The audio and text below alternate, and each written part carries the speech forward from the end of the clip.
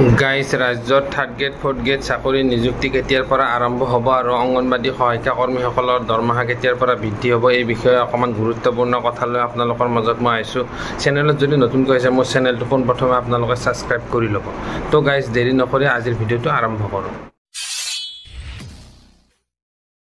নমস্কাৰ গাইজ, মই মোৰ ইউটিউব চেনেল নিউ ড্ৰিম ব্লগলৈ আপোনালোকক স্বাগতম জনাইছোঁ। আশা কৰোঁ সকলো ভালে কুশলে আছে। গাইজ ইতিমধ্যে মুখ্যমন্ত্ৰী মহোদয়ে সকলো বিভাগৰ বিষয়ববীয়াসকলৰ লগত ইতিমধ্যে এখন আলোচনা বৈঠক অনুষ্ঠিত কৰিছে, কিয়নো আগন্তুক বৃহৎ নিযুক্তি হ'বলৈ গৈ আছে। ৰাজ্যত তৃতীয় আৰু চতুৰ্থ বৰ্গৰ চাকৰি হাজাৰ হাজাৰ নিযুক্তি হ'ব। ইতিমধ্যে শিক্ষকসকলৰো নিযুক্তি হ'ব বুলি জানিব পৰা গৈছে। 35,000 শিক্ষক আকৌ গোটেই মিলি লগ লাগি প্ৰায় 1 লাখ নিযুক্তিৰ কাম সম্পূৰ্ণ কৰিব অসম চৰকাৰে। অহা জানুৱাৰী 2025 চনৰ জানুৱাৰী মাহৰ ভিতৰত এই কামখিনি গোটেইখিনি শেষ কৰাৰ এটা পৰিকল্পনা হাতত লৈছে।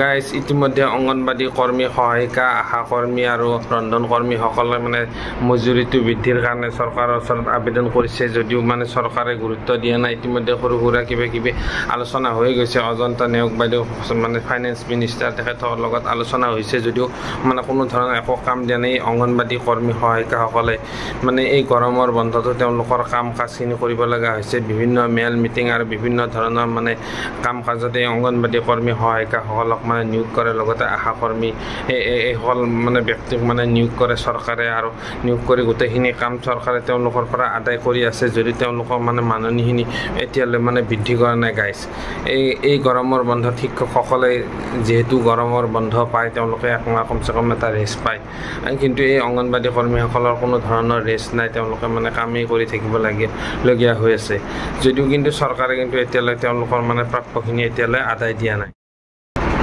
গাইজ চৰকাৰে কি কৰিছে, এতিয়া হাজাৰ হাজাৰ নিবনুৱা নিযুক্তি দিব, লগতে আঁচনিবিলাক হাজাৰ হাজাৰ লাখ লাখ নিবনুৱাক আঁচনিবিলাক দিব, কিন্তু এই অংগনবাদী কৰ্মী, আশা কৰ্মী আৰু ৰন্ধন কৰ্মীসকলক কথা ভাবিবৰ চিন্তা কৰিবৰ চৰকাৰৰ কোনো সময় নাই। ইমান দিনে চৰকাৰে আলোচনাত মিলিত হোৱাৰ কথা আছিল, কিন্তু আজিলৈ আকৌ এটা ভাল খবৰ নাহিল, কিয়নো এই CITUৰ লগত লগ লাগি থকাৰ কাৰণে হেনো মুখ্যমন্ত্ৰী মহোদয়ে এই আলোচনাত মিলিত নহয় বুলি জানিব পৰা গৈছে।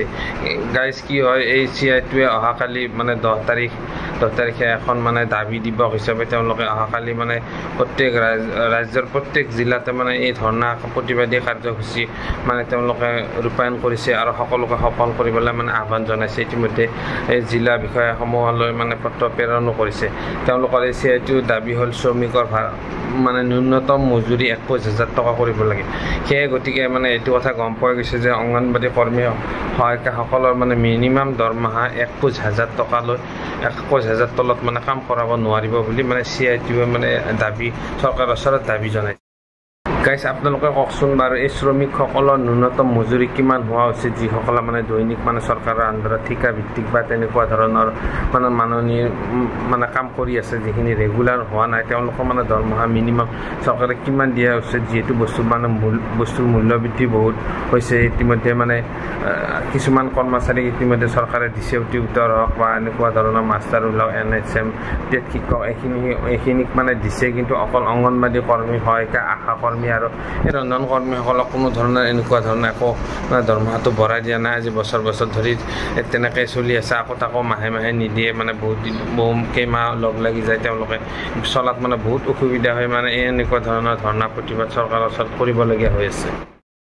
গাইজ জানিব পৰা মতে অংগনবাদী চেণ্টাৰসমূহ কিবা মডেল চেণ্টাৰ বনাব, ডাঙৰ ডাঙৰ বিল্ডিং দি একেবাৰে ধুনীয়া কৰি তুলিব। এতিয়া কথাটো হ'ল এই বিল্ডিং দিলে হ'ব জানো? যি মানুহখিনি দৰমহাই নাপায়, 6,000 টকাত ঘৰ চলাব লাগে, 4,500 টকাত ঘৰ চলাব লগীয়া হৈ আছে। মানুহখিনি কিমান অসুবিধাত আছে। এই ঘৰ দিলেই নহ'ব, লগতে এই কৰ্মীখিনিক চাকৰিৰ এটা ভৱিষ্যত সুনিশ্চিত কৰক।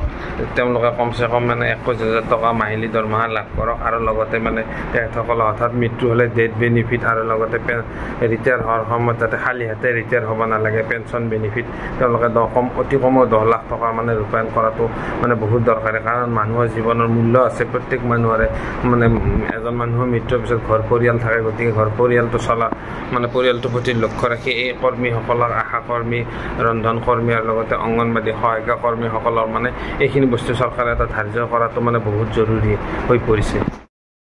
তো ভিডিঅ'টো যদি ভাল লাগিছে তেন্তে লাইক কমেণ্ট শ্বেয়াৰ কৰিবলৈ নাপাহৰিব আৰু ভাল ভাল ভিডিঅ' এনেকুৱা ধৰণৰ ভিডিঅ' মই আপোনালোকৰ মাজত মই লৈ আনিব চেষ্টা কৰিম তেতিয়ালৈকে চাই থাকিব মোৰ এই নিউ ড্ৰিম ব্লগ চেনেলটো আৰু ভাল ভাল আপোনালোকৰ কথা লৈ মানে মই চৰকাৰৰ ওচৰত মাত মাতি আছোঁ আৰু মাত মাতি যাম বুলি আপোনালোকৰ ওচৰত মানে আশা দিলোঁ গতিকে আজি ভিডিঅ'টো মই ইমানতে সমাপ্ত কৰিছোঁ গতিকে আজিলৈ বাই